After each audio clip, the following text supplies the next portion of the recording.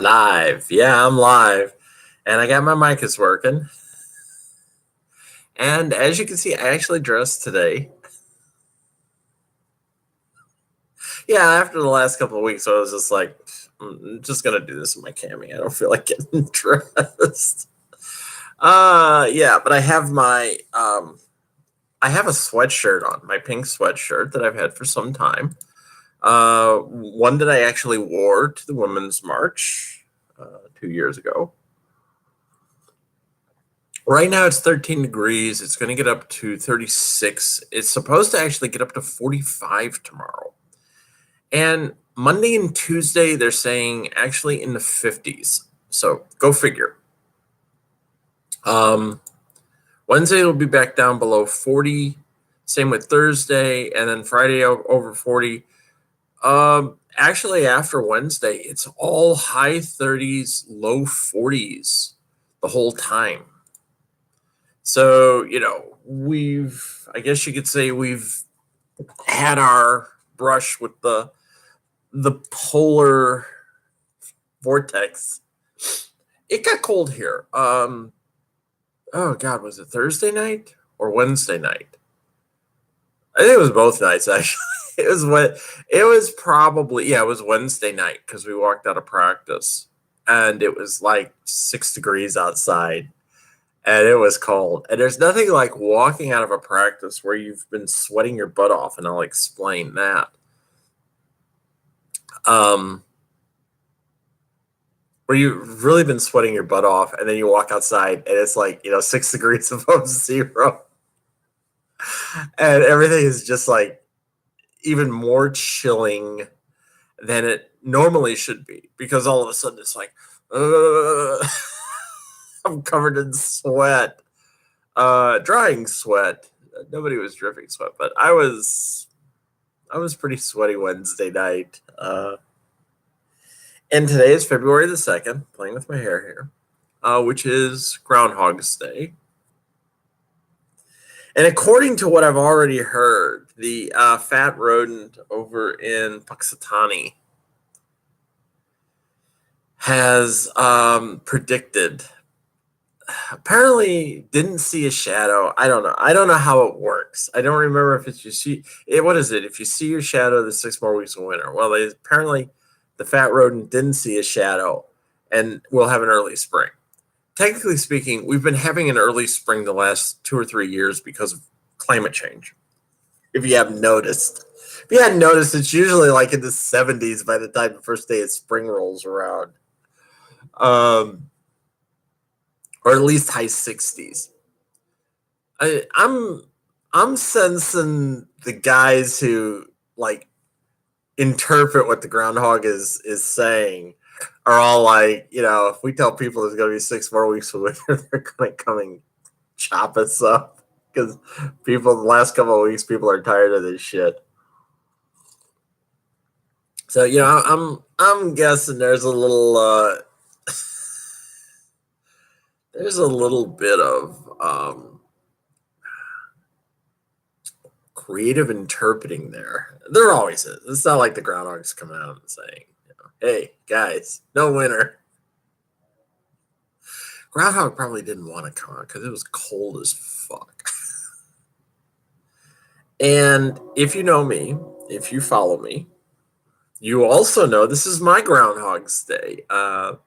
This was the first day I showed up at work as me. First day it wasn't the first day I was technically out completely. But it is kind of. Up to that point, I had been living as Cassidy on weekends only. It would be like I'd get home from work on Friday night, and that was it. Then I would go into female mode and spend the entire weekend living as Cassidy. And then Monday morning, of course, I'd have to go and fake it. I'd go back into work faking who I was.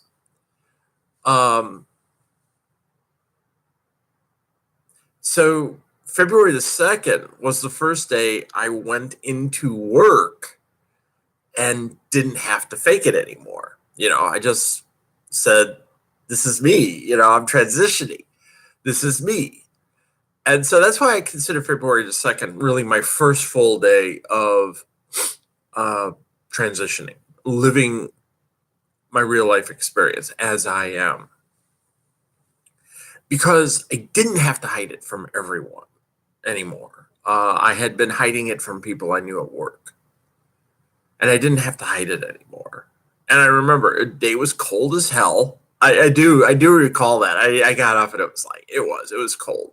It was kind of like it is today, actually. There was a little bit of snow on the ground, and it was probably in the teens, high teens, maybe low 20s. I do remember it was cold. And I had all my, my gear on. I had my purse. And I remember walking past the Capitol, and there were people out there clearing some snow off. And I was staying out of their way, but one guy looked at me and he goes, "Good morning, ma'am." I was like, "Good morning." And that was the first time it hit me. I was like, oh my God, yeah, good morning, ma'am. I'm going to start hearing that. And somebody else actually said the same thing to me. They passed me and they said, "Good morning, ma'am," like that. So, yeah, that was, I got in early, closed the door. I was in a pair of shoes that you could hear me clomping through the office. I swear, it was just like, I'll wear these. I'll just sneak out, get some coffee. It was like clomp, clomp. I was like, oh my God, you can hear me coming from a mile away. There's no way I'm going to hide. And had people come by to see how I was doing, back in happier days when I was actually working. But yeah, I had one person at work tell me that they saw me walk by. She was in a cubicle at that time, and they saw me walk by a couple of times and finally said, "Hey, who's this new girl in the office?" Because usually don't they bring new people around and introduce them to everybody so we know who they are? And she said the other person goes, "I think that's," and she said they called me by my dead name, my old name, because nobody really was certain what to call me at that point, because nobody asked, and I didn't tell anyone. But she said, "I think that's so, them." And then she was like, "Oh, that's who it is." And she said, "Yeah, it was. It was just like it didn't register that it was you." And I was like, well, I must be doing something good then.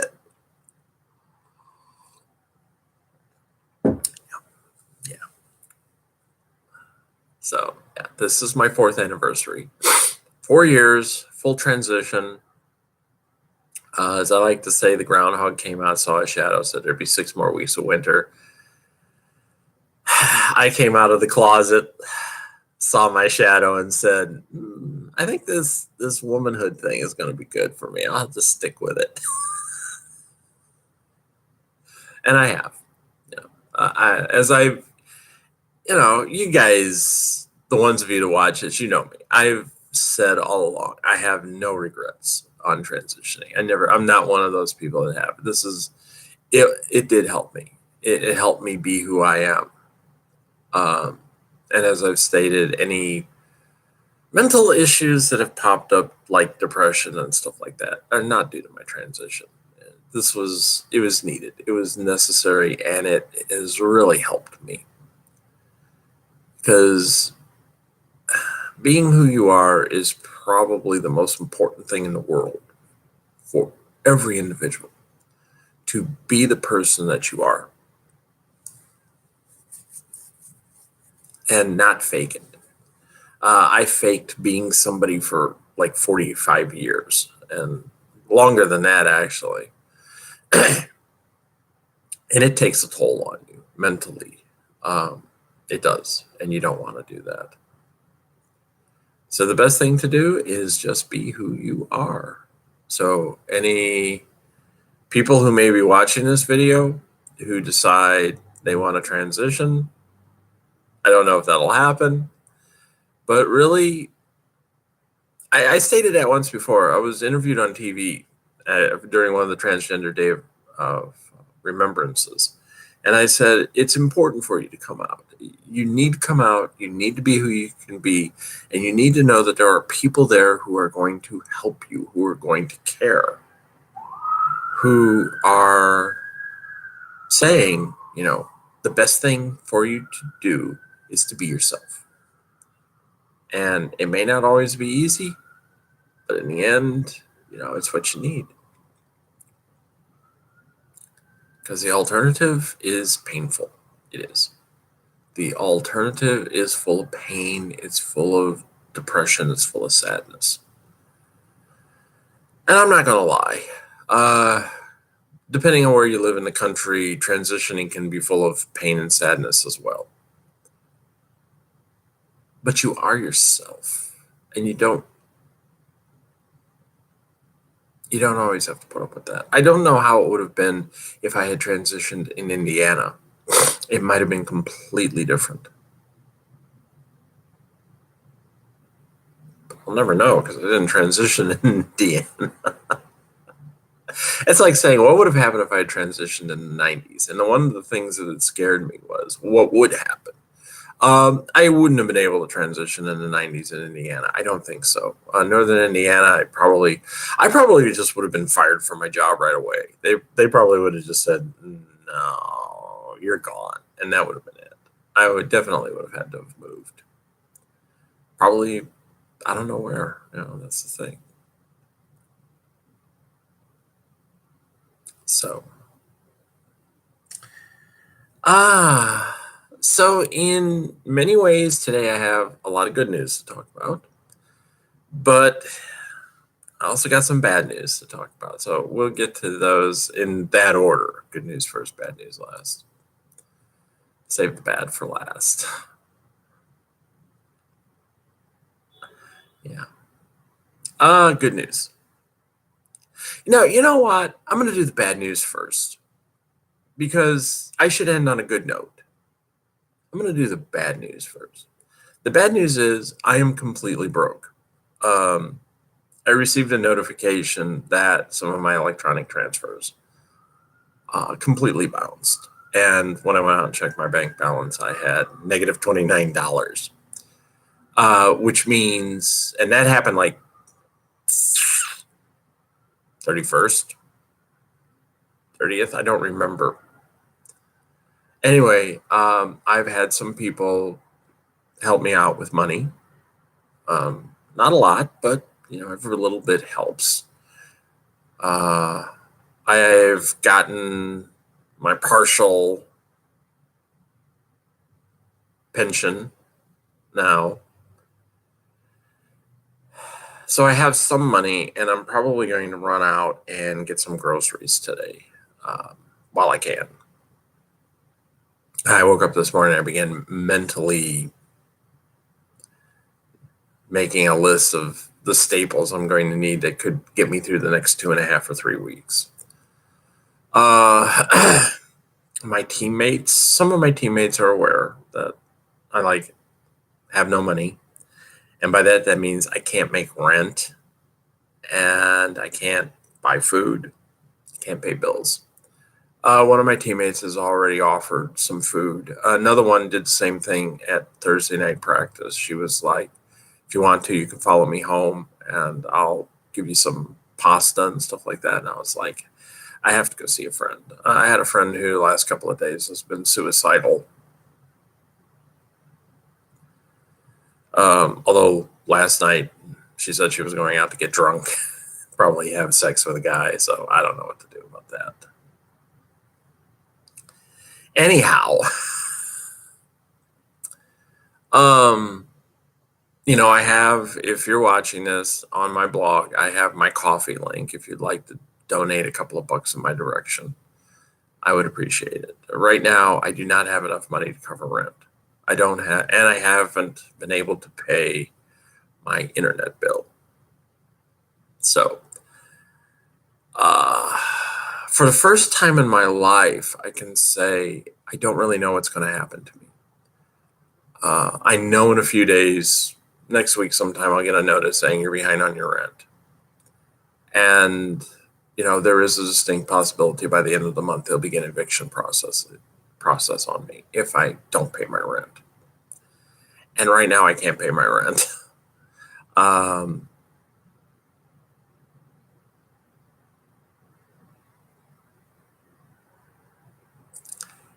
And if I don't pay my cable bill, I'm pretty certain by the end of the month it'll be gone as well.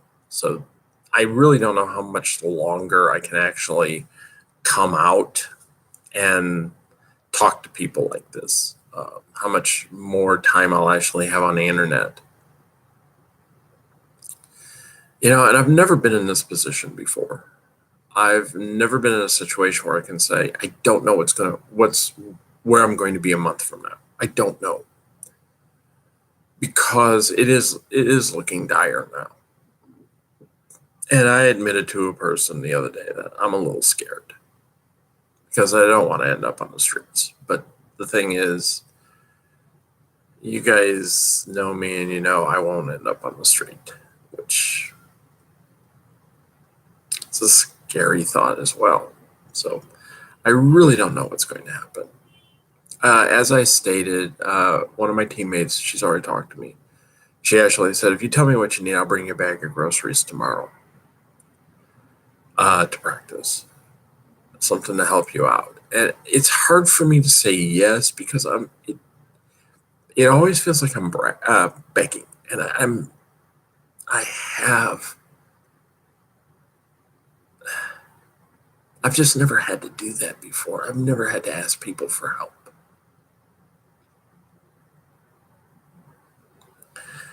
So it's hard for me to say, yeah, please, could you help me? She did say, she goes, don't worry.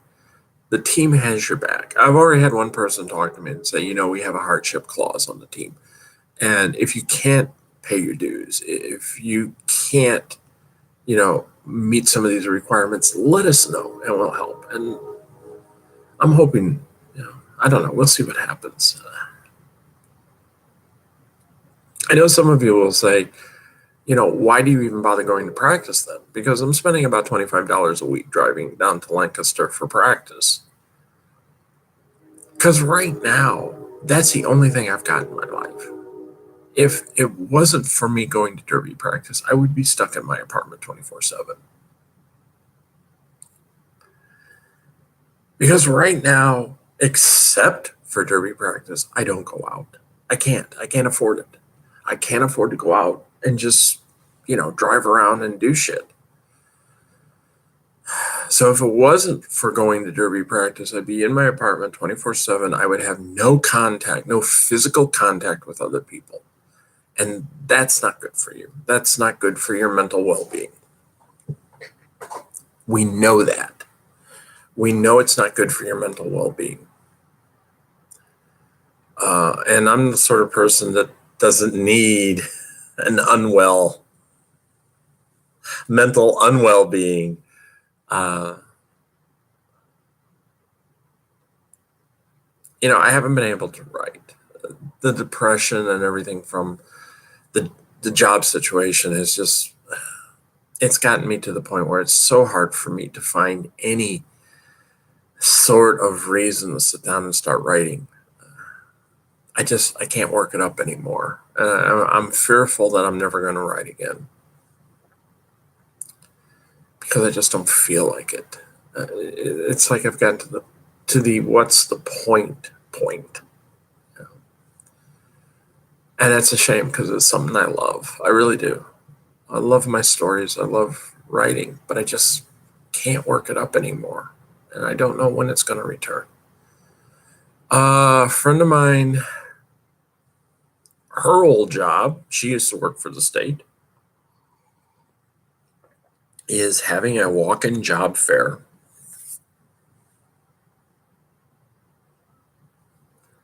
on Wednesday the 6th. And I'm going to go to that because I have nothing else to lose. I'm just going to tell them, look, yeah, you look at my resume. I did a lot of IT work. I know you're not looking for IT people. I will come in. I will man a help desk. I will do what you can. I know how to do this shit. I need a job. Please, I need a job. And I've worked for the state before, so I know what to do. In fact, I used to work. The place I'll be going to is right next door to where I used to work. So I need to have a paycheck coming in. I'm also looking at applying as an online tutor for English as a second language. I'm probably going to apply for that today. A couple of my teammates have sent me links and said, try this. And one woman said, she goes, I've done part-time work. One of my teammates has said, I've done part-time work as an English as a second language tutor. She goes, if you want to do that, do that. So, I got the connection. I could do it.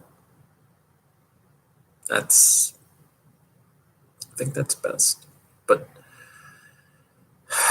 God, I'm keeping my fingers crossed. I really am. I don't know what to do at this point. I've tried everything.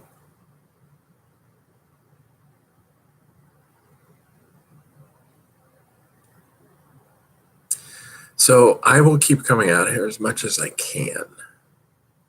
But like I said, one day I might not anymore. And it could just be because I have no place. And I have no access to the internet. And I don't know if that's going to happen. If it does, it does. There's nothing I can do about it. I hope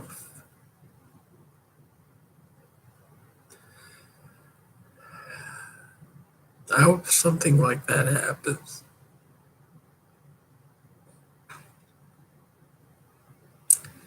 I have good memories of me. I'm not giving up yet, but sometimes it feels like it. I'm going to try to keep going as much as possible because I do have reasons.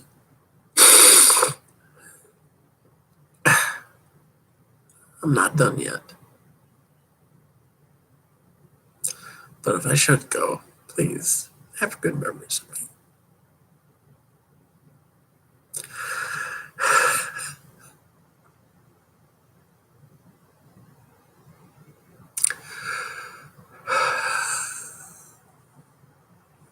That's one of the reasons why I try to be a good person. I mean, you should always try to be a good person. It shouldn't matter. You should always try to be a good person. But I truly believe that if you are a good person, when you are gone, everything that's good about you remains. It does. The bad people, their badness dies with them. And the memory of their badness is there just as a reminder of what happens when you are bad. But with good people, everything that they've done stays with other people. And sometimes it gets passed on. That's why I've always tried to be a good person.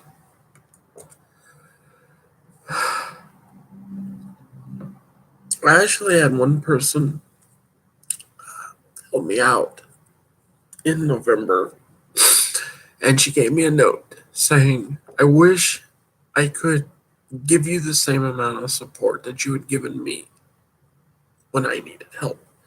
And what she was talking about was she was in a position where she has a couple of kids, and this was back like in late 2014 or so. And she had a couple of kids, but her van needed brakes. And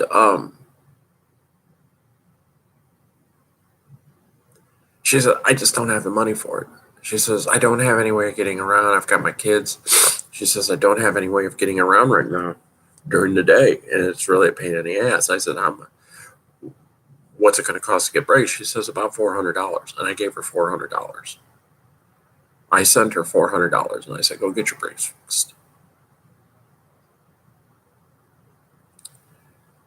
And that's what she was referring to. She says, I wish I could help you out the same way you helped me out. I said, it's okay. Every little bit helps. I'm not asking for a full handout. I understand. I gave you that money because I could. And I did. And she said it really helped her out. It allowed her to fix her car and be able to do stuff for her kids during the day. And she says, I've never forgotten that. And that's why I am the way I am. Because there have been people that have been worse off than me.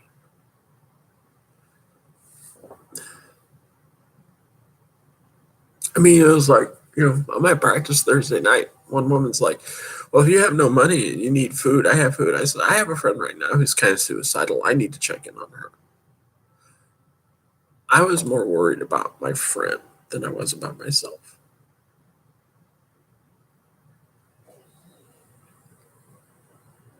And I think that's the way it should be.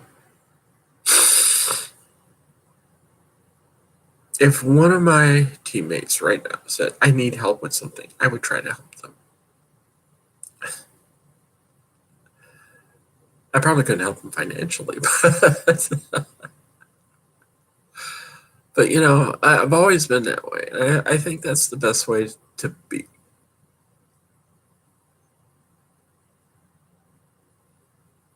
You should always strive to be your best. You should always strive to be the best person you are.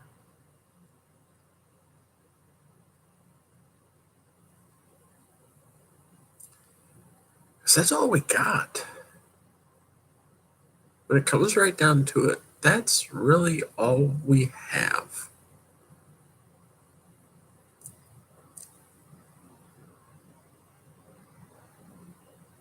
It's not being self-centered. It's not being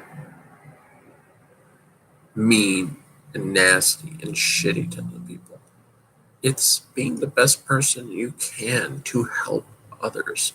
Because that's the only way a society thrives, is by the strength and goodness of the other individuals within that society and their ability to help others.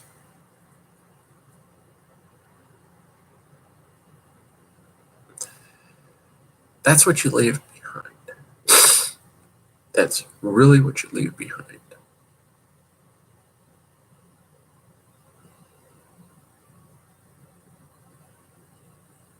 So,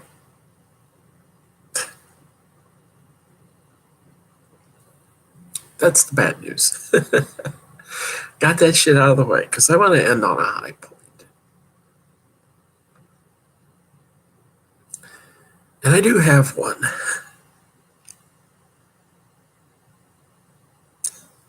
Let's see if I can stop crying here.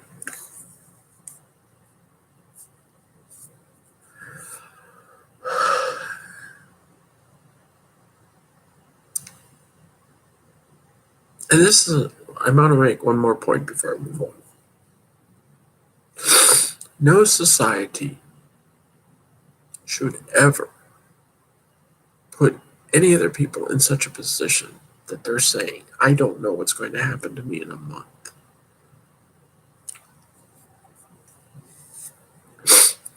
No society should ever have people going, I don't know if I'm going to be able to eat. I don't know where I'm going to be able to sleep.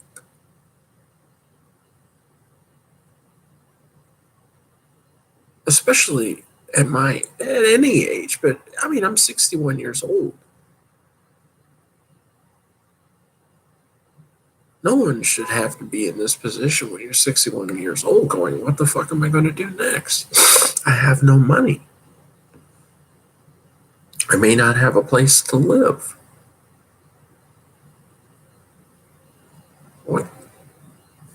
What kind of society are we creating?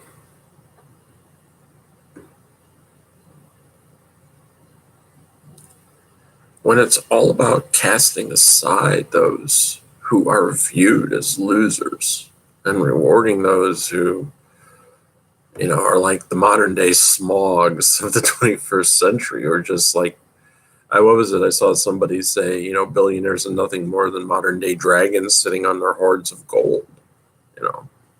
And I made the joke, do you want smog for president? Because basically that's kind of what you're looking at. You have so many people now that are just sitting on their hoards of gold and admonishing other people. I used to give Bill Gates a lot of shit. I used to talk about, he was kind of a key asshole. But now he's turned around, and I mean, his foundation has done a hell of a lot of work for people. And he has the pledge that when he and his wife are gone, like, they're going to liquidate 99% of their, of their fortune, and it's going to all go to charity. And let's face it, Gates is worth like what, 20 or 30 billion dollars these days, if not more. And he's basically saying, I'm spending what I can right now and letting that build up. But when I'm gone, it all goes everywhere else. And I have to give him credit for that. You have to give him credit that he's actually taken that step. And since he stepped away from Microsoft, he's basically been something of a philanthropist. And at the time it happened, I said, I think it's because his legacy at the point before he founded the Gates Foundation was bad.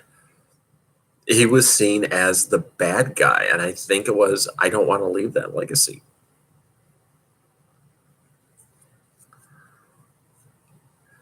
I think there was a picture I saw recently where they showed him. He was actually standing in line at an outdoor hot dog stand waiting to order food, and someone recognized him, and they were saying, here's a guy who spends a good amount of money every year.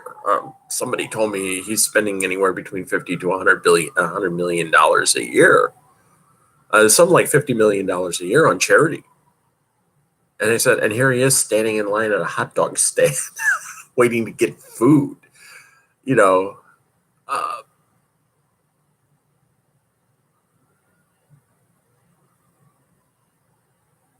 I don't know if that's a good example or not, but I think he is trying to do some good with his wealth. And eventually, it's sort of like, yeah, he made a lot of money off of people who busted their asses, but he's going to turn around and give that wealth back.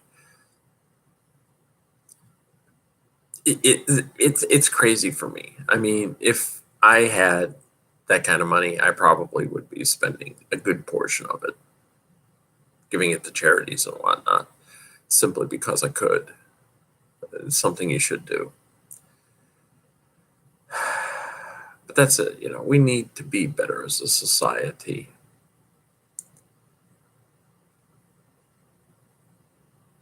We need to do better. Because right now we don't. Right now, when I talk about our society, I'm talking about our country. Seems way too concerned with making certain that people who are rich stay rich. And if you're poor, well, it's probably your fault. It's most definitely your fault, is what you hear from these people. Oh, it's your fault you're poor. You just don't work hard enough. Well, yeah, right. I know people who work real hard, who've worked extremely hard to do what they want to do, and it's never gotten them anywhere, or they get somewhere slowly.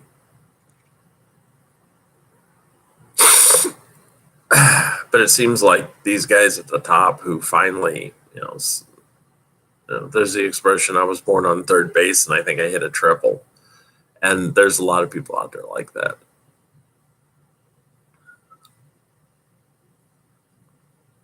I know people that have worked hard their entire life and never gotten ahead. I'm one of them. I have worked hard all my life, and I just have never gotten ahead. I don't know what to do about that. It's too late now. So anyway, bad news over. Let's forget about the bad news. Let's talk about the good news. The good news is my derby life. And like I said, this is the only thing right now that's bringing me any joy. Which means I have to hang on to it. With like what's her name on Netflix? If it brings you joy, keep it. If it doesn't bring you joy, cast it out. Yeah, well, right now Derby is the only thing that's bringing me joy. It's the only thing that's putting me in contact with people outside in the outside world. It really is. And if it weren't for Derby, who knows? Who knows what would happen? I have a pretty good idea of what would have happened. But anyway, as you know, I mentioned last week that I had 2 scrimmages coming up. And the first one, which was last Wednesday on the 30th of January, was what we call a test scrimmage. That was people were going to watch me and recommend, if I needed to change something, if I didn't need to do something, if I was doing stuff right, if I was doing stuff wrong. And I was nervous. Let's face it. I was really nervous because I saw the notice on our forum and they said, scrimmage night tonight. And, oh, by the way, it is mandatory for the travel team. Now, as I say it, the travel team is like our all-star team. So, it's like the best of our best players were there. There were a lot of players there, but the travel team was there.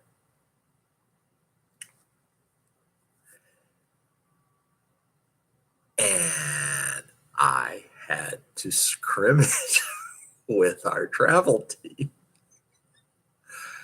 Now, trust me, I have scrimmaged before.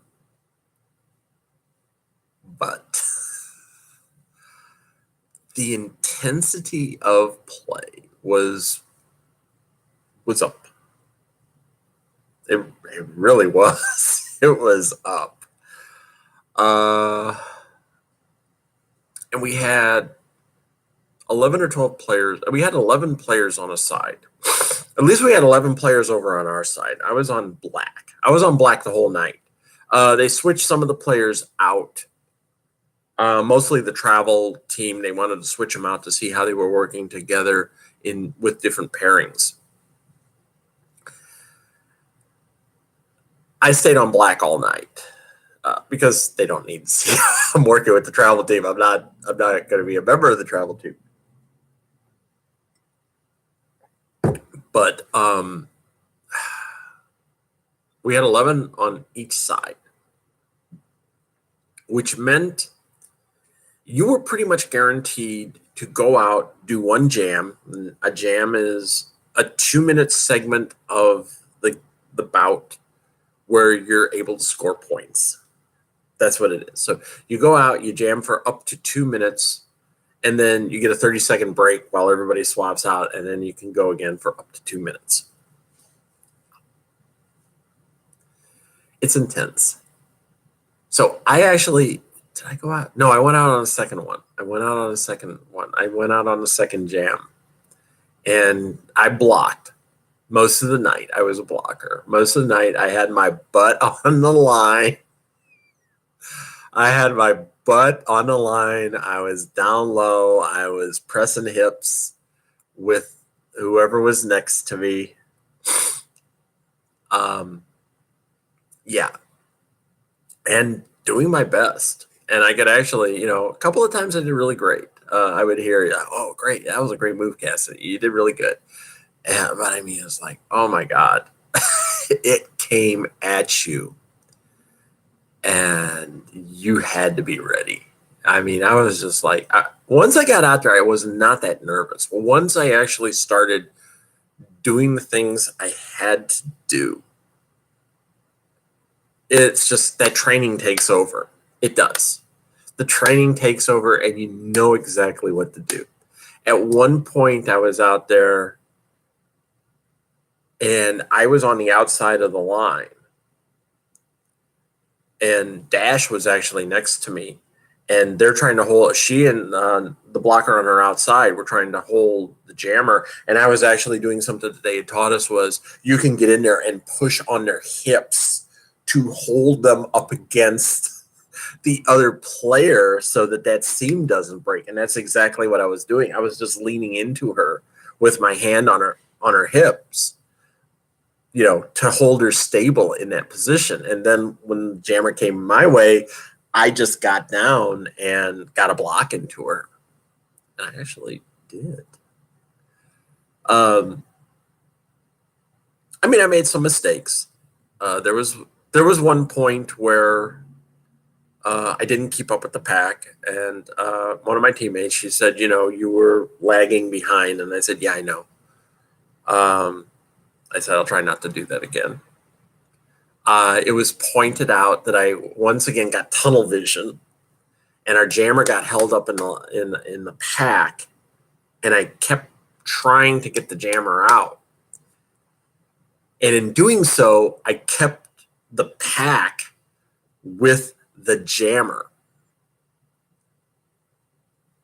which is something, if you can avoid that, if you can actually get a no pack call, then the jammer's free to go. And they told me later, don't do that. Stay back with the rest of the blockers. You got tunnel vision, and you have to watch that, because that's actually like twice I've done that. I was like, okay.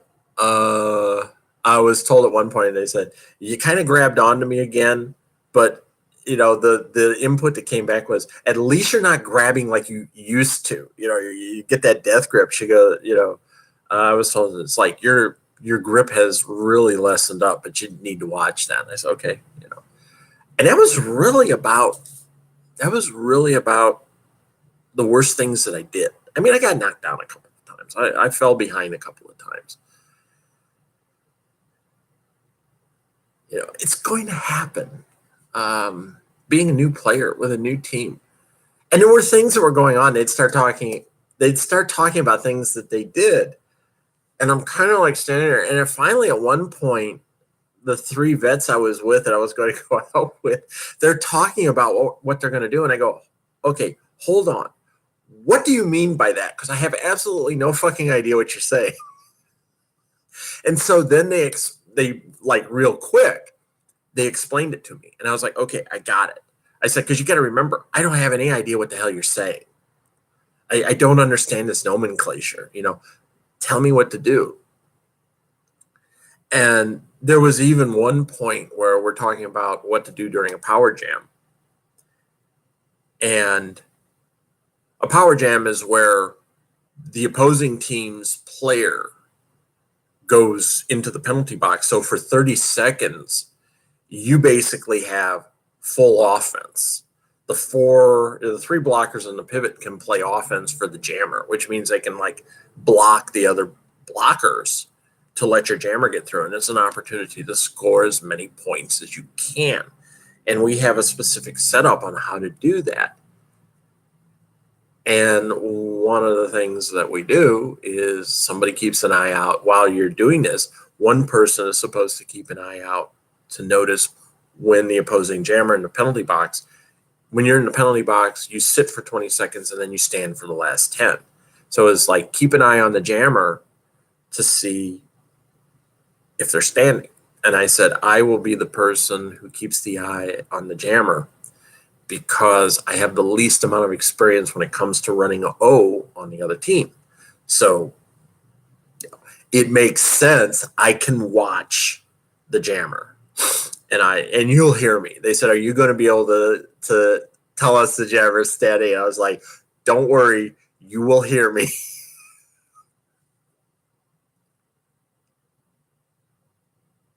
There was like one point when I was on the sideline and our pivot lost her cover. It came off. Well, you have to have that cover on. And I yelled out to her, I said, your cover's on. Your panties on the ground. You lost your panty. And she heard me and she turned around, went back and got it. And you have to, you can't have the opposing team pick it up and hand it to you. And the thing of it is, it's like she has to have it on her head, because if she doesn't, and the jammer needs to pass off the star, she can't do it because you're not designated as the pivot. So she heard me when I yelled, because she looked over when she saw me, and I was like, it's on the ground.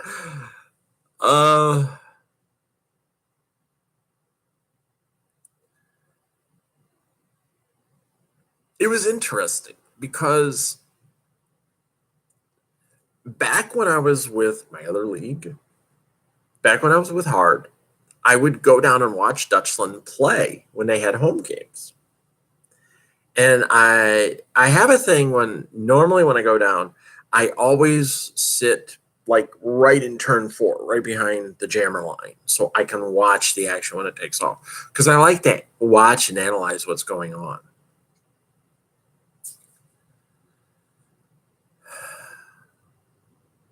And when we started out, one of the jammers on our side was Megapixel. And she is this short, little, full of energy girl. I mean, she is. She's a great jammer. I look up to all our jammers because they have a hell of a job. But I've always loved watching her jam too. And she's like one of the fastest people on our team. Dash has told me that she can do like 34 laps in 5 minutes. That's fast. That's real fast. And Dash is fast. And Dash has only done 30. She's done 33. She says her goal is to do 34. She wants to catch Megapixel. I guess they have kind of like this whole thing going.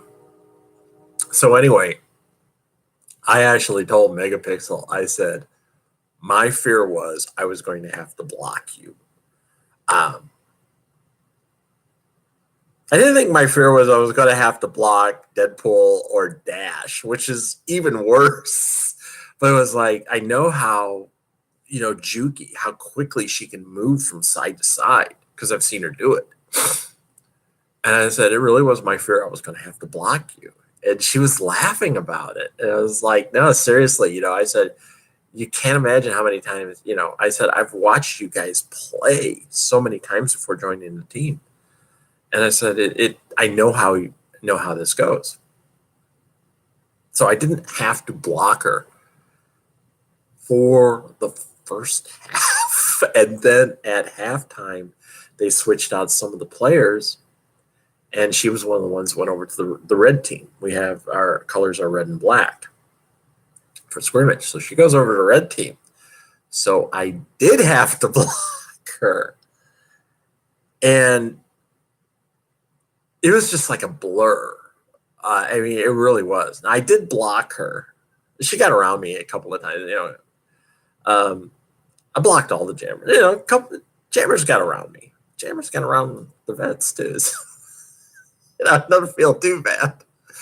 They got around the vets. But I went out and acted as jammer like maybe 4 or 5 times. I think 4 times I was out as jammer. It was basically, we do what you call a hockey line. Everybody gets in line and you just go out. And a couple of, like 4 times I went out and I had the star on my head.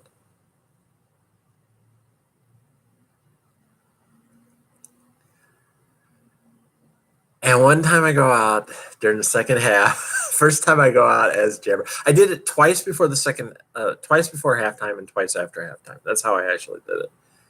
And I go out the first time after halftime. And who am I lining up against? I'm lining up against Megapixel, and I'm looking at her and I go, I could never imagine that this was ever going to happen. As many times as I've sat back there in turn 4 and watched you jam, I never thought I was going to have to jam against you. And she was like, oh, well, it'll be okay. Don't worry about it. I was like, yeah, right. But here's the funny thing. I got real lucky. My blockers were doing double duty. I mean, they were. And I got through. And I was lead jammer, which means, you're in control of the jam. I got lead jammer, and I got through, and I took off. And I come around turns 3 and 4, and I'm looking at the bench, and the coach is going, Cassidy, call it. And it didn't register at first. And I go, okay. And then as I'm heading into turn 1, I turn and look around behind me like this.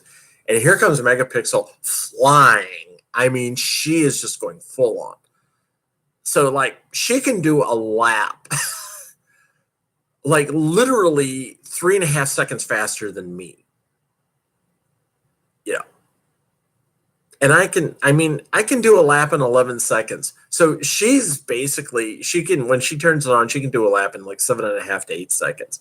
So she's literally going faster than me. And I was like, oh shit, that's what they mean. I was like, I called it before she gets there, because it's I don't want to hit the line and get held up. And then she's probably, because she's experienced as hell, she's going to score points, and I'm not. So the thing to do there, the strategy is, that's why the ref was going, the coach was going, call it off, because if we can't score points, don't let them score points. So I was at that point, I was like, okay, calling it off. And you have to touch your hips like this. I'm going to show you. You're skating around and you just go like that. You touch your hips real fast to call off the jam. So I not only got lead jammer, but I got to call the jam off. And I did so without giving up any points. And after I got back, everybody's like, good job. But really, the only reason I got through was my blockers were working real hard. And somebody on the red team at the right time got a penalty, and it kind of froze everyone. And I just took off. But yeah. I am not that good that I can get through without the help of my blockers. The second time, it was just it was brutal. I was out there for almost a full 2 minutes, and it was just brutal. And I was up against Megapixel again. It was oh my God, it was brutal. This is oh Jesus. And after that, I sat down, I go, I'm going to need to rest for 2 jams, because I'm beat. And fortunately, I did. I rested for the next jam and the jam after that. And then I went out for one more jam, and then it was over. We were done with scrimmaging. So the feedback that I got was, just like I said, you're staying low, which is really great. You're not doing too much that's wrong. You need to keep up with the pack more. Don't get tunnel vision. I was like, okay. And I said, so if I do what I did tonight, next week, she's like, yeah, just whatever you did tonight, try to do it next week so you can pass assessment. So that's my goal. I am going to go to assessment. I will make assessment. I will go to practice this Sunday. I didn't actually go to practice last Sunday because I wanted to rest up, because my groin muscles were still Arr. And I even got banged up a little bit at Thursday night practice. I fell on somebody's helmet and banged up my ribs a little bit. My cardio is off. I did say one of the things I need to do for my cardio is I really need to up it, because even though my cardio endurance is up, it's not up enough to keep up with these guys. These ladies, they go. And I did say that Thursday night. I said, I need to work on my endurance. I need to really just do straight ass cardio to get my endurance up, because I'm not going to be able to hang with you guys if I don't. As at one point during Thursday night practice, I actually had to sit down for a couple of minutes because I was getting gray. I was starting to get shaky. And that's because what we were doing was so intensively cardio that I just couldn't keep up. I still get that every once in a while, and it makes me feel bad, because we were doing some, we were doing some great practices on Thursday night. We got to learn the physics of jumping the apex, which we were doing. At one point, we had to actually jump the apex around dash, which is intimidating as hell because you're like, you don't want to fuck this up. You want to jump the apex, but you don't want to fuck it up because you don't want to take her out. And that really, it's a trust issue. You have to trust yourself that you're not going to hurt your teammate. And your teammate has to trust you that you're going to do the right thing and not do something that's going to be dangerous and hurt either them or yourself. One of the practices, one of the drills we had to do was you basically face a teammate face to face, and they get into your shoulder and they push you 30 feet from the jammer line to the pivot line. That's how far it is. It's 30 feet. And then when that's done, they skate around the track. You move back to the jammer line and you get set, and they come into you at speed. Literally, they come into you at speed. Now, we're not talking like flat out busting ass speed, but they're coming in at you at a real good pace. I mean, a real fast speed. And they hit you. And again, you have to give them resistance while they take you back to the pivot line. And then you reset and do the same thing. So we do that in increments, 2 minutes, and then you switch sides, 2 minutes. Then you switch sides, and it was a minute and a half, and then it was a minute. So we did 6 sets of these.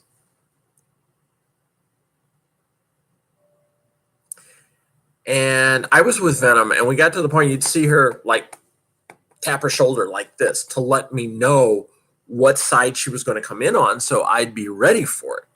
You know, and I did the same thing. When I would come up, I'd tap my shoulder like this and say, I'm coming in with this shoulder, which meant I was going to hit this. Her shoulder was going to be the same thing because I'm coming at her like this.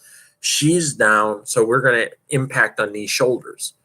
It really was a huge trust issue in that the person who's blocking is not going to fold like a cheap card table when they get hit. You know, the skater who's running into you, who is coming in at you at speed, knows you're going to block her, and you're going to block her safely. And she's going to be able to push you back 30 feet. She's not going to hit you and you're going to go flying backwards. And as the blocker, you're trusting that the skater coming at you is not going to come in at such an insane speed that she might dislocate your shoulder or something when she hits you. And that also she's going to hit you correctly. There was one time Venom hit me and then she said, I'm sorry, I didn't do that right. And I was like, no, you're fine. Don't worry about it. Because I didn't see what she did wrong. You know, she apologized. And I was like, you didn't do anything wrong. You know, don't worry about it. That was good. It was a good hit. You know, you did. It was a good hit. It really was. It was a huge trust issue. And that the first time it happened, you're sitting there, you're like, brace for impact, you know? You're feeling like, oh my God, this is going to hurt. And yeah, there's still some pain right here in my shoulder joints. But it was a good drill. I loved it. I loved jumping the apex. I was tired by that night. We were literally like skating around in circles going jump, jump, jump, jump. Oh my God. And my legs were so tired. I was tired. It was a good drill. I love it. Usually when Dash does stuff, we do a lot of cardio. We actually did like about 20 minutes of cardio at the beginning. And I got to do backward plows, which I had only done like once or twice, but this was like a case of you actually get to do backwards plow. And my feet tend to stick out like this. I'm not pigeon-toed, which is one of the reasons why I have trouble turning my feet in to actually do a good forward plow, because that motion is hard for me. But going backwards, my feet normally go out like that. So I was just like, once I got past the point of knowing not to get on my toe stops, because that was when you're going backwards, the initial feeling is I'll just put my toe stop down. And you have to get over that and then just move your feet out and then come to a stop. And I was actually doing that pretty well. Because I can. That's the thing, because of the way my feet go. It was fun. But the thing is, it goes back to the title of this video.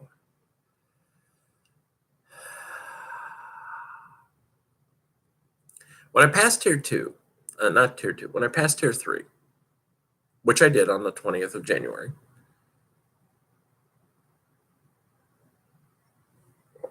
my Women's Flat Track Derby Association profile shows that I'm now with Dutchland. And I didn't think to check, but I did. And I went out and checked the Dutchland roster as it's registered with WFDA. WFDA, not WFDA. That's one of the things my old coach used to say. It's WFDA. That's what we say. And there on the roster is my name.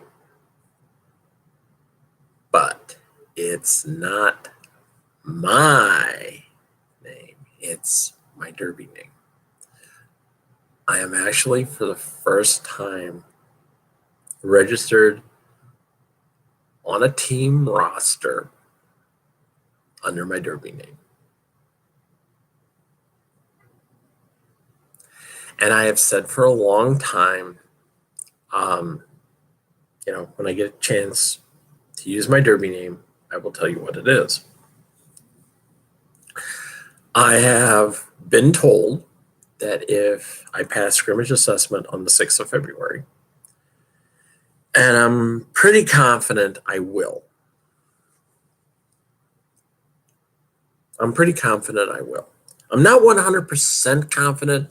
I'm probably about 90%, because there's always that 10% that I could just fuck something up completely.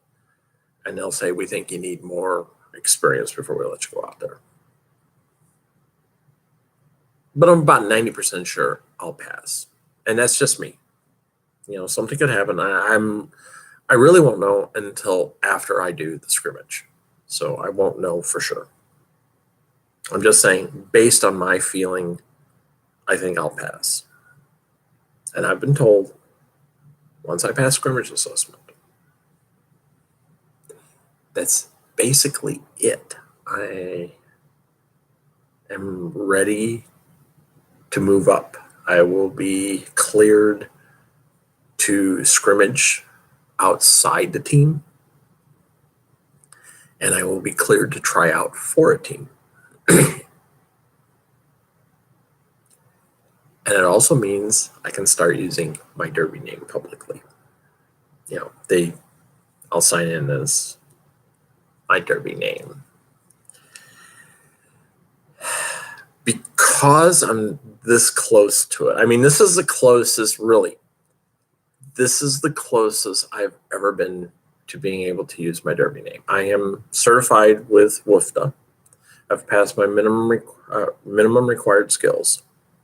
So I'm certified with WFDA. It's my team that says we have to make sure that we know you can scrimmage and we don't have to worry about you, which is good. So I'm going to tell you my Derby name, because some of you have been asking for over a year now, what's your Derby name? And I'm actually, hold on a second, I'm going to actually go get a doll.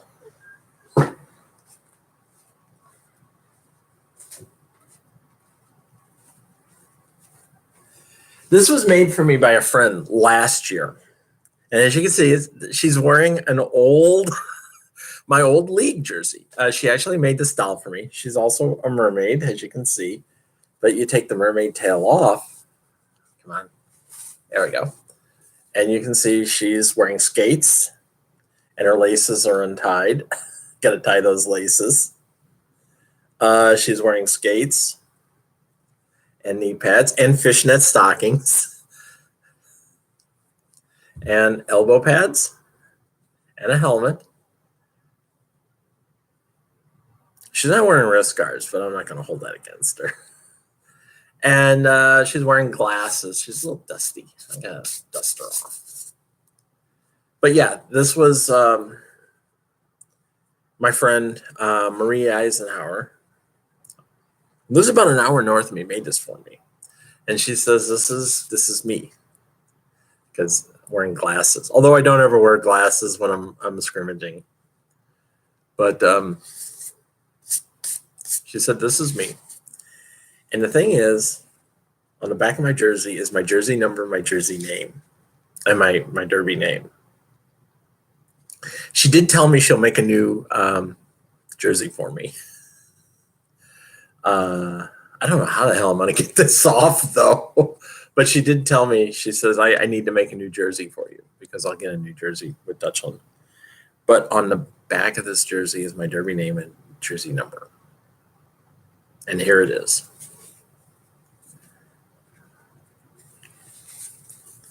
It's 882 Nomi Snarks.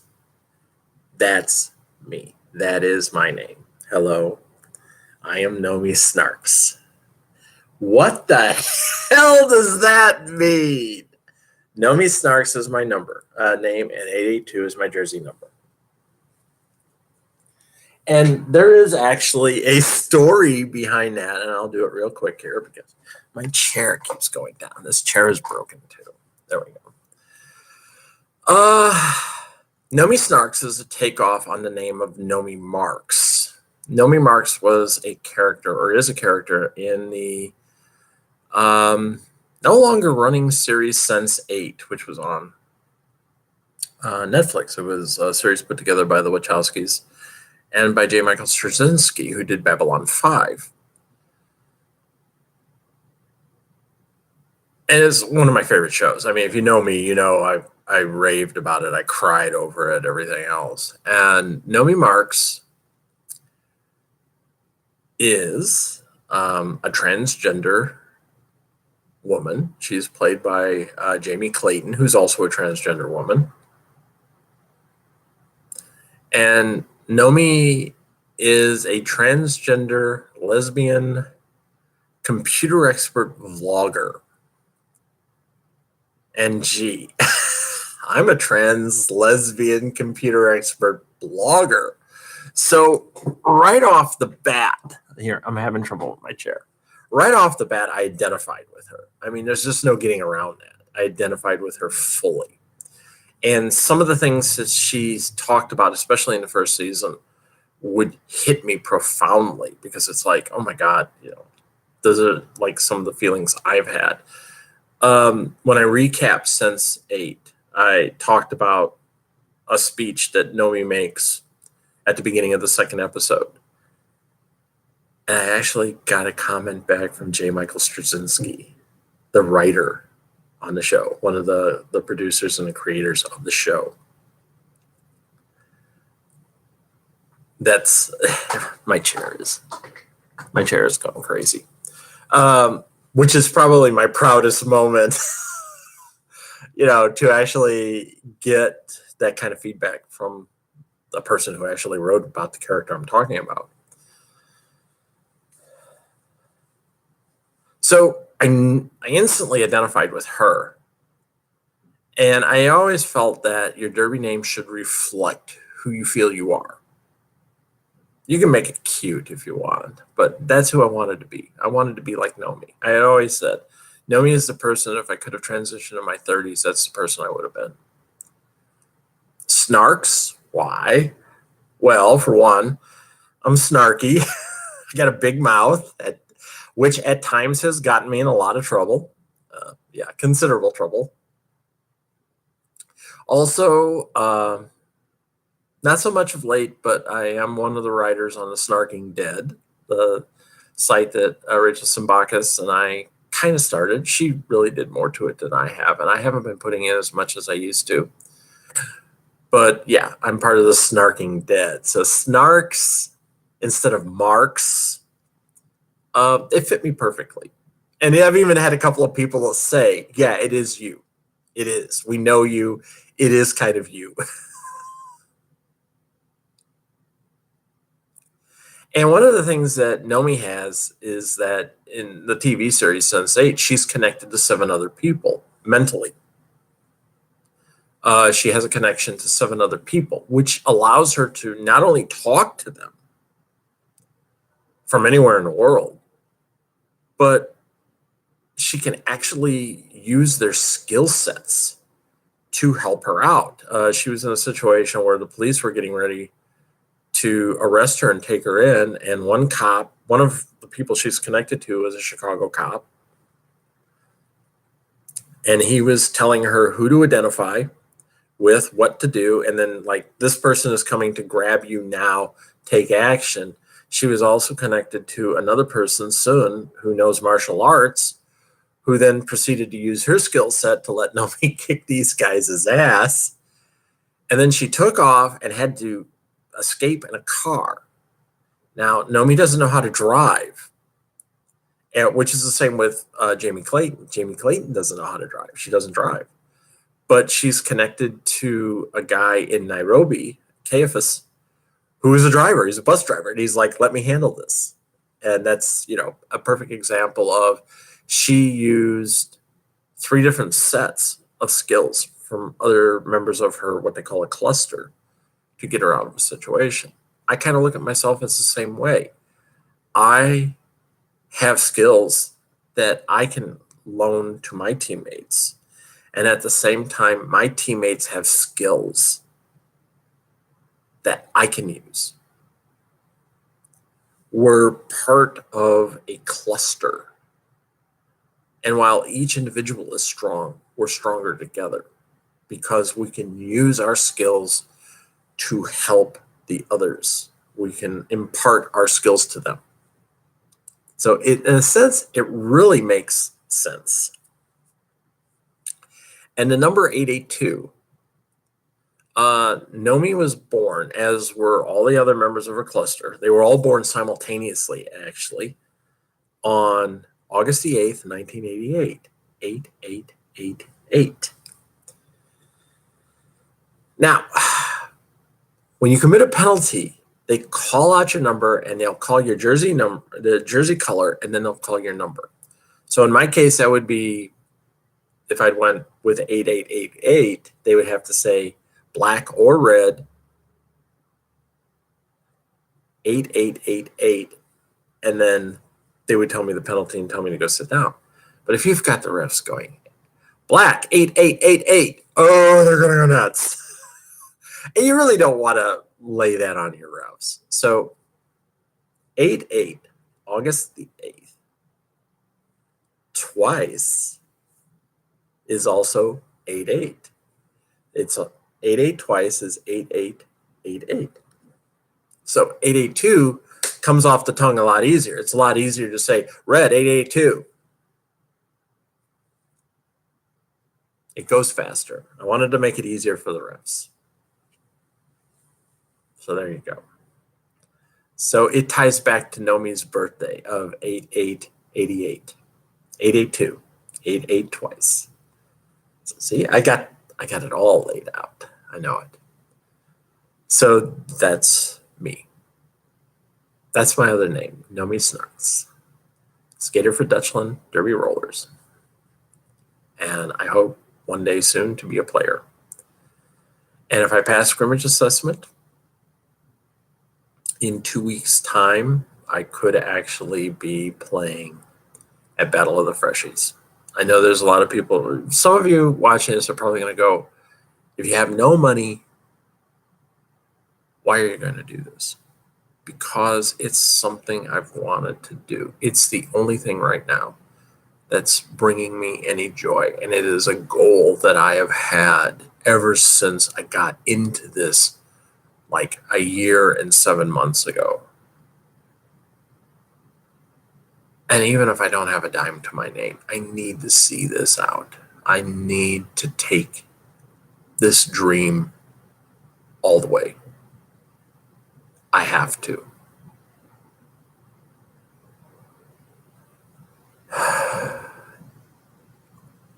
it's the one thing that brings me joy.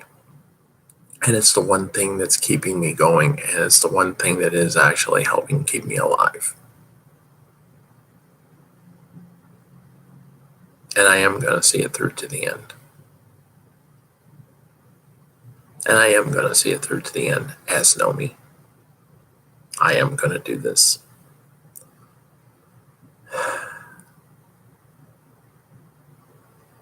I've already kind of semi-killed one dream. I can't kill another. I can't.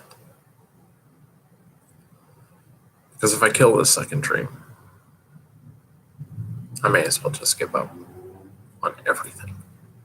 And it's not going to happen. So, there you go. That's me. Nomi Snarks. 82. Probably, I did get called on a penalty while I was jamming. Yeah, I got called on a penalty when I was jamming. I back blocked somebody. I back block really bad. I got to watch my elbows and my arms because I back block people. And it was weird because the way the number was on my arm, the ref called the wrong number. And at first I was like, who the fuck is 82? And I apologized to him, like, because when I was skating off, it says 882 like that. And I skated off. And that's something you should never do to a ref. You should never correct them, especially publicly like that. And I actually went up to him afterwards and I said, I really apologize for talking back to you out on the track. I said, I'm sorry. And he's like, yeah, no problem. He says, your number did look like a 582. And I said, yeah. Somebody even told me that afterwards. I was like, yeah, it does look like 582. But I said, I apologize. I don't want to be that asshole player that is doing stuff like that. So I said, I'm really sorry. It will not happen again. Because, when we're scrimmaging like that, we've only got 2 or 3 refs. And they got a hell of a job. They got a hell of a job watching all the action, trying to figure out who's making a mistake. Normally, when you play a bout, you have 7 refs. We had 2. So, they even said we may miss a few things. But, they always do a hell of a job. Being a ref is a tough job. It is. So I have talked for 1 hour and 17 minutes. This is the longest video I've ever put out. So I'm going to keep coming back out here as much as I can. Don't worry. I will keep on going as long as I can. And if you can help me out, if you feel like helping me out, please do so. If you don't, fine. If you do, fine. Either way, I'll still love you. Don't worry. I will always try to be here for you. So, y'all take care. And if I can, I will be out here next week to tell you all the good news and some of the bad. All right. Talk to you later. Bye.